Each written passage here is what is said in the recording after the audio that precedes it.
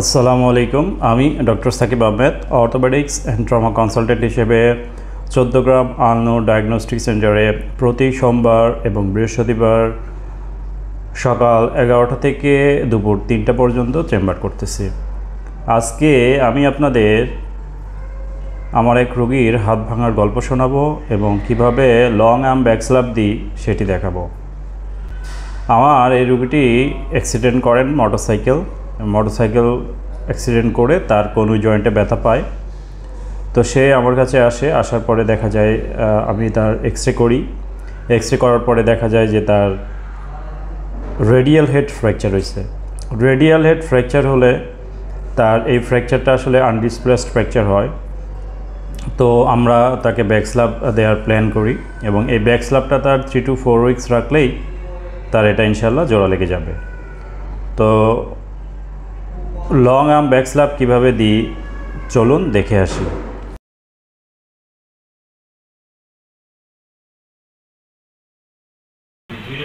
হ্যাঁ রেডি।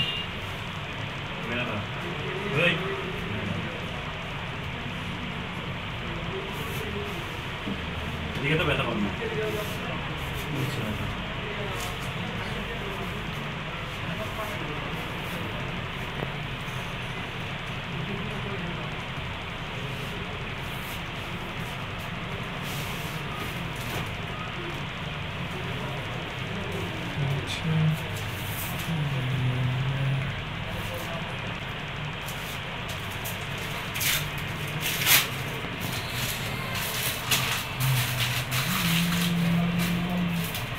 এদিকে তাকাই, এদিকে তো, এদিকে কাটবে। দিছি তো এদিকে আই। এখানে দিতে হবে, ঠিকঠাক দিতে হবে। হ্যাঁ কত ফোন করে দিতে হবে। এমনা তো বাইরে যেতে কইব, জুম না।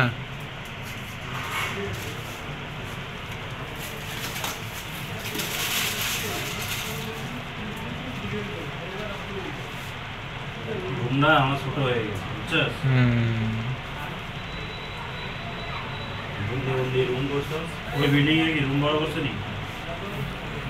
এটা তো ডিবে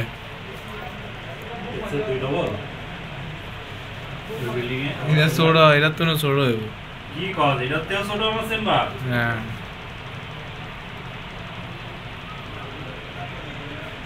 এটা আসলে কি জন্য হাসপাতালে বিল্ডিং নিতে যাইছিল? ওটা আউকাম টিয়ান লালুস লাভের জন্য না? খাইয়ে লাগবে সদ্যা মানুষ দেখতে বাইরে যা তো লাভ কোনে, এত লাভ নাই। ও লাভ নাই দেখি 400 টাকা পরীক্ষা করো, 600 টাকা পাবো, আমার লাভ নাই মানে? রোগ না হলেও তো সে পরীক্ষাটা করাবো। পরীক্ষা করাইছি জীবন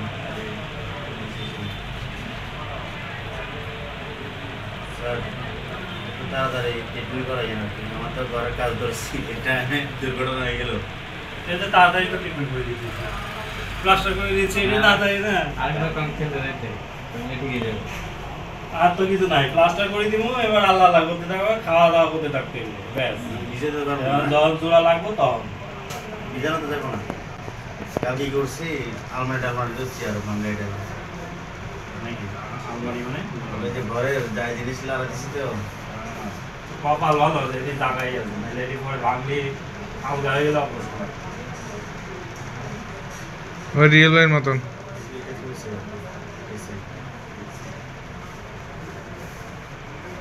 জয়েন্টের ভাঙা সব সময় খারাপ, এই জায়গাগুলো ভাঙলে কম খারাপ।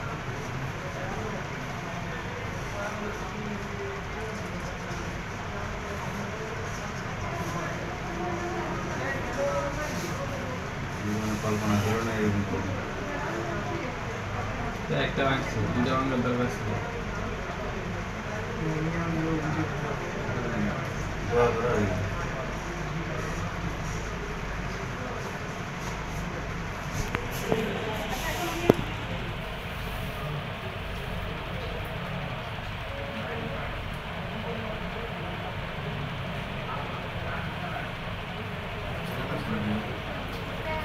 হ্যাঁ, এইটুকু চ্যানেল আছে না, চ্যানেল আছে, এখন পড়ায় শিখে না। বারবার একটা থাকে বারবার যদি ভালো লাগে কীভাবে ইউটিউবে আছে দেখার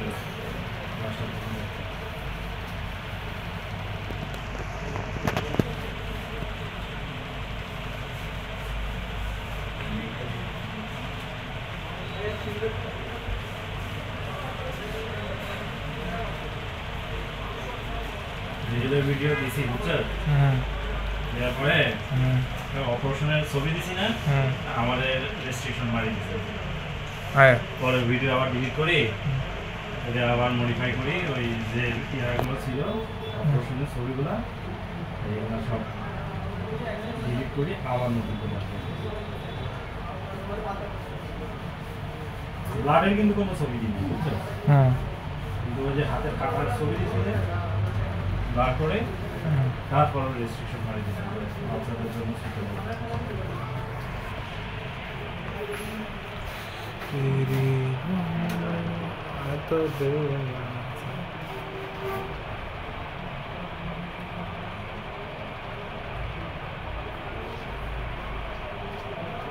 ওই হাতটা সারিয়ে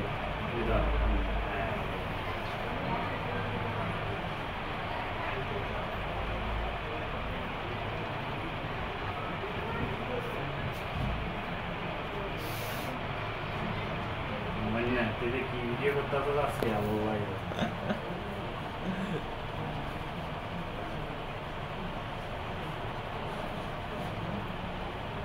আমরা করে দেখা গেলে তো আগে দেখাই কি করব আমি যে কাজ করতে যে হেডি না দিয়ে দেখাই দিব এরে তুলছি না দেখানোর তো দরকার নাই ইয়ার দেখা কি করব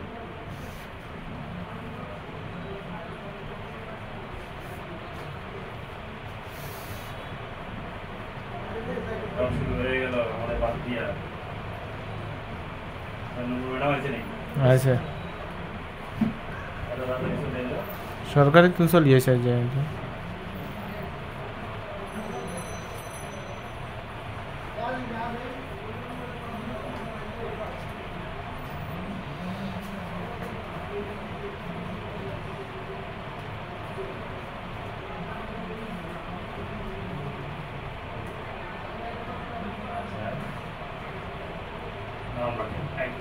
রিল্যাক্স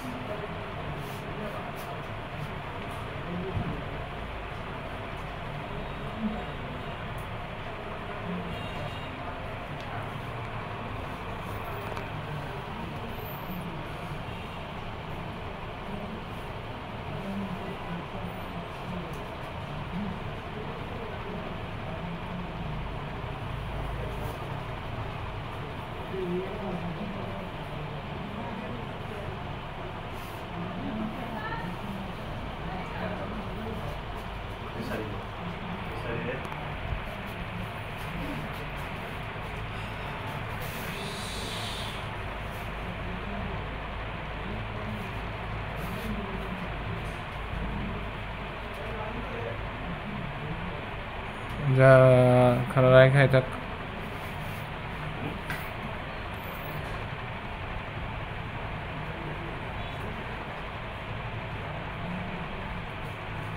টুইন সিটার হয় এরকম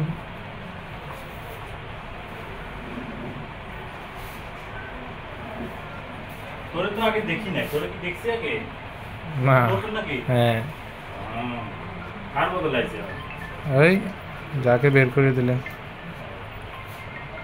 তোর নাম কি ভাই হ্যাঁ হ্যাঁ আরে হসপিটাল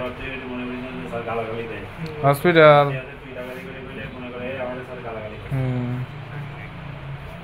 নাই যা গীতা কর মাই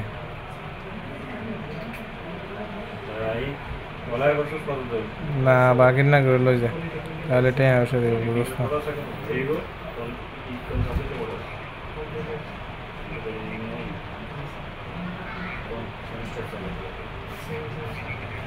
না সম্ভব না সম্ভব নয় এটা হ্যাঁ যে হয়তো আচ্ছা আবার চলিয়ে দেব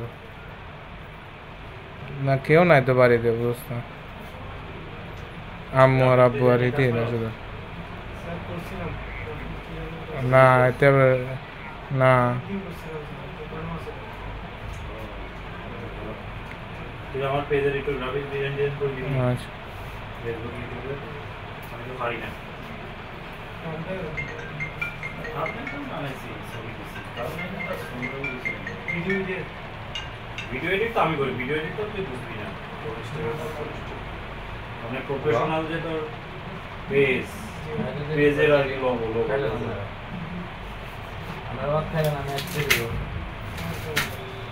এভাবেই আমরা লং আপ ব্যাক স্ল্যাপ দিয়ে থাকি।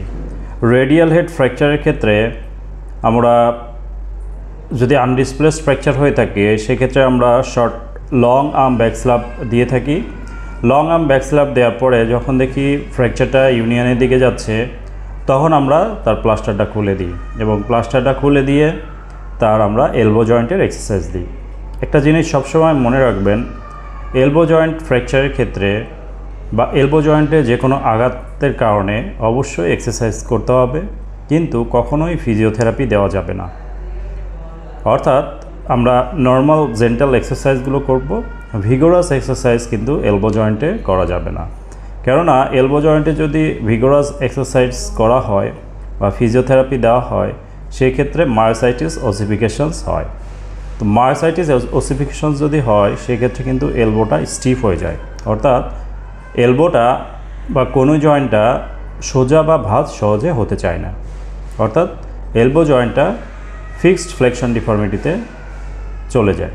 এই জন্য আমরা এলবো জয়েন্ট ফ্র্যাকচারের ক্ষেত্রে কখনোই ফিজিওথেরাপি দিই না।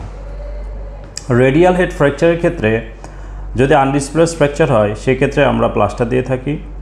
যদি ডিসপ্লেসড ফ্র্যাকচার হয়ে থাকে বা কমিউনেটেড ফ্র্যাকচার হয়ে থাকে সেক্ষেত্রে আমরা কিন্তু অপারেশনের সিদ্ধান্ত নিই।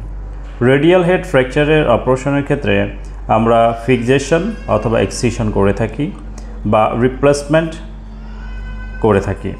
রেডিয়াল হেড ফ্র্যাকচারে আমরা কেওয়ার দিয়ে ফিক্সেশন করতে পারি। এছাড়া রেডিয়াল হেড যদি বেশি কমিউনেটেড ফ্র্যাকচার হয়ে থাকে সেক্ষেত্রে আমরা প্রথমে লং আর্ম ব্যাক স্ল্যাপ দিয়ে 14 দিন পরে আমরা রেডিয়াল হেডটা এক্সিশন করে দিই।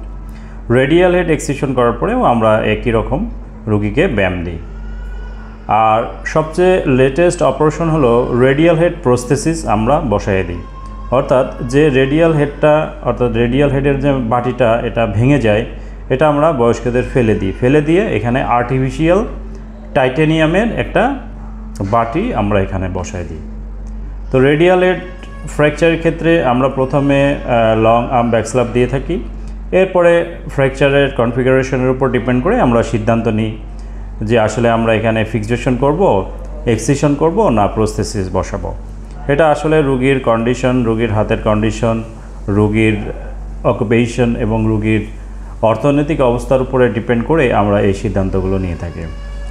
তো আমার এই ভাইটি প্লাস্টার করে দিচ্ছি, ইনশাআল্লাহ তার এটা 3 থেকে 4 সপ্তাহের মধ্যে জোড়া লেগে যাবে।